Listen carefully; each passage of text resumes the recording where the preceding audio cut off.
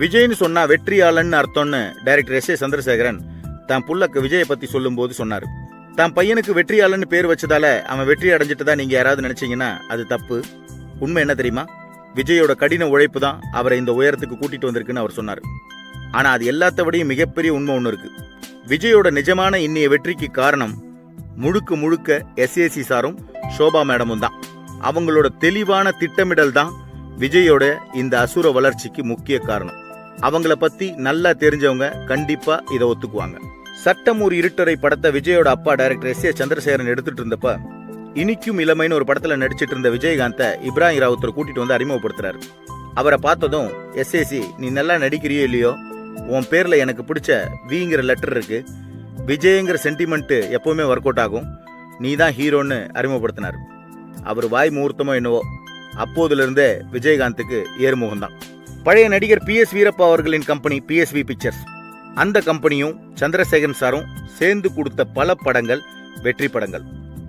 விஜயகாந்த், தியாகராஜன், ஜெயசுதா, சசிகலா, கோழி கூவுது விஜி, அம்பிகா, ரஜினிகாந்த், பாக்யராஜ், ராதிகான்னு எஸ்ஏசி கிட்ட இருந்து வெளியே வந்த யாருமே சோட போகவே இல்லை. அவரா யாரையுமே அறிமுகப்படுத்தலனா கூட தோல்வி முகத்துல இருந்த நிறைய பேரை வெற்றியாளர்கள் ஆக்கியிருக்காரு. அந்த வித்தை தெரிஞ்சதால தான் விஜய கூட தென்னிந்தியாவோட நம்பர் 1 கலெக்ஷன் ஸ்டார் ஆக்கினாரு.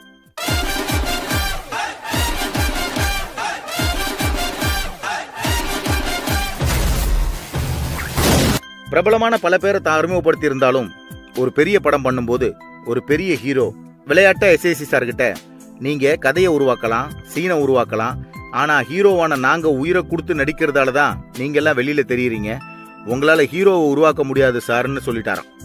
ஏற்கனவே ஒரு கம்பெனில வெறுப்பேத்தினதுனால தான் தான் பையன் ஜோசப் விஜய் பேர்ல இருந்த வியையும் இறந்து போன தான் பொண்ணு பேர்ல இருந்த ஒரு வியையும் எடுத்து விவி கிரியேஷன்ஸ் ஒரு பேனர் ஆரம்பிச்ச எஸ்ஏசி சாரு தைரியமா தான் பையனை வச்சு அந்த பேனர்ல சொந்த படம் எடுத்தார்.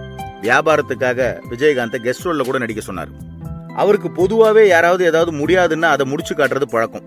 பையனை அறிமுகப்படுத்தின சூட்டோட தன்னோட பையனை சூப்பர் ஸ்டாரா ஆக்கி ஆகணும்னு பிளான் போட்ட அவரு தமிழ் ரசிகர்களோட வீக்னஸை பிடிச்சார். அவங்களுக்கு பிடிச்ச ஃபார்முலா எது? குலுக்கல் டான்ஸா? பிடி அந்த மாதிரி கதையன்னு சங்கவி கூட விஜய் வச்சு இளமையான படங்களை கொடுத்தாரு. நம்ம தங்க தமிழ்நாட்டு ஃபார்முலா என்ன? வரிசையா எந்த ஹீரோ கண்ணுக்கு தெரிஞ்சுக்கிட்டே இருக்காரோ அவரை தலைவனா ஏத்துக்கிறது தான் பிடி அந்த மாதிரி ஃபார்முலாவை அப்படின்னு வரிசையா கேப்பே விடாம பையனை வச்சு படம் தயாரிச்சுக்கிட்டே இருந்தார்.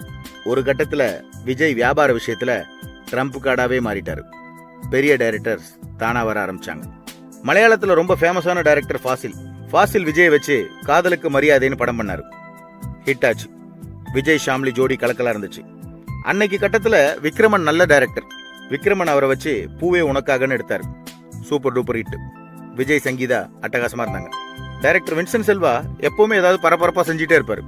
அந்த வின்சென்ட் செல்வா வந்து பிரியமுடன் படத்துல விஜய வில்லன் ஆக்கினாரு.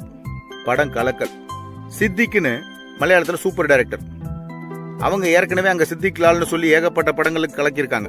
அந்த சித்திக் இங்க வந்து ஃப்ரெண்ட்ஸ் படம் பண்றாரு. படம் சூப்பர். பாலசேகரன் ஒரு புது டைரக்டர். ஒரு புது தாட்டோட வந்தார். லவ் டுடேன்னு படத்தை கொடுத்தாரு. சுவலட்சுமி மாதிரி ஒரு பொண்ணை உன் லவ்வே வேணாண்டின்னு தூக்கி கடாசினதுல தமிழ் ரசிகன் புல்லரிச்சு போய் நின்னுட்டான். அடுத்தடுத்த கதையை தேர்ந்தெடுத்ததுல அப்பா எஸ்ஏசியும் அம்மா சோபாவும் தெளிவா இருந்தாங்க. அடுத்த கட்டத்துக்கு விஜய வழி அனுப்புனாங்க. தெலுங்குல குணசேகர்னு ஒரு டைரக்டர் இருந்தாரு. அவர் நல்ல பேர் வாங்கிட்டாருங்க. அவர் நம்ம தமிழால் தான். அவரு தெலுங்கு சூப்பர் ஸ்டார் மகேஷ் பாபு வச்சு ஒக்கடுன்னு ஒரு படம் எடுத்தாரு. படத்துல அந்த கேரக்டர் பிரம்மாண்டமான லெவல்ல நின்னுச்சு. அந்த மாதிரியான ஒரு கேரக்டர் ரியாக்ஷன் அந்த டைம்ல விஜய்க்கு தேவைப்பட்டுச்சு. வாங்கினாங்க ரைட்ஸ. தரணியை கூப்பிட்டு படத்தை கொடுத்தாங்க. கில்லி அந்த படம் தான் தூள் கிளப்பிச்சு. மறுபடி கேரியர் டைரக்டர் பேரரசு வந்தாரு.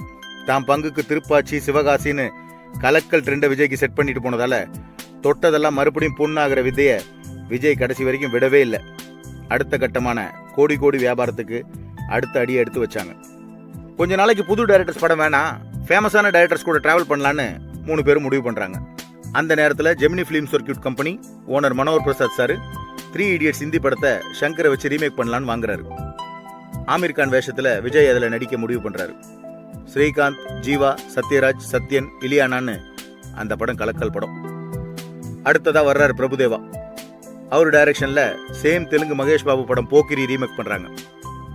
விஜய், அசின், பிரகாஷ் ராஜ்னு கலகலன்னு ஒரு என்டர்டெய்னர். விஜயோடைய கேரியரை திருப்பி போட்ட படம் அது. அடுத்ததா வில்லு, சேம் பிரபுதேவா காம்பினேஷன், ஜோடி மட்டும் நயன்தாரா. அடுத்ததா ஏஎல் விஜய் காம்பினேஷன்ல சத்யராஜ், அமலாபால் உடன் நடித்த தலைவா.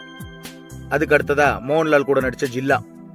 சங்கரோட அசிஸ்டன்ட் அட்லி டைரக்ஷன்ல நடிச்ச தெரி அடுத்த கட்டத்துக்கு அவரை கொண்டு போன படம்னே சொல்லலாம். விஜயோட வெற்றிக்கு அவங்க அப்பா அம்மா துணை. இன்னொரு முக்கியமான விஷயத்த சொல்லியே ஆகணும் இங்க. விஜயோட வெற்றிக்கு அவங்க அப்பா அம்மா துணை, ஆண்டவன் துணைன்னு 1000 சொல்றவங்க விஜயோட பங்கு ஒண்ணுமே இல்லையான்னு கேட்பாங்க. விஜய் விஜயா இருக்கிறதுக்கு காரணம் அவர் மட்டும்தான். விஜயோட வெற்றிக்கு 100% அவர் ஒருத்தர் மட்டும்தான் காரணம். அவர் ஒருத்தர் மட்டுமே காரணம்னு இவ்வளவு விஷயம் தெரிஞ்சவங்க இன்னைக்கும் அடிச்சு சொல்றாங்கன்னா அதுக்கு பின்னணி என்ன தெரியுமா? 2 படம் நடிச்சதும் தான் இஷ்டம், தான் முடிவு, தான் பணம்னு தப்பா பிரயாணம் பண்ற ஹீரோக்களுக்கு மத்தியில 20 வருஷமா அடக்க ஒடுக்கமா தன்னோட வெல்விஷர்ஸ் தன் வெற்றியை தப்பில்லாம காப்பாத்துவாங்கன்னு நம்பி சூப்பர்வைஸ் பண்ற நிர்வாக தைரியம் இருக்குல்ல, அதுதான் விஜயோட வெற்றிக்கு மிகப்பெரிய பிளஸ்.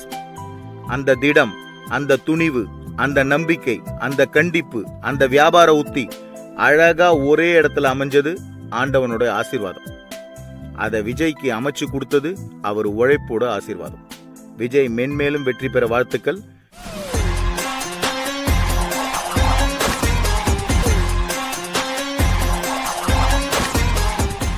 லேட்டஸ்ட் ரிலீஸ் பைரவா படம் போல் 100 படம் வர நல்வாழ்த்துக்கள்.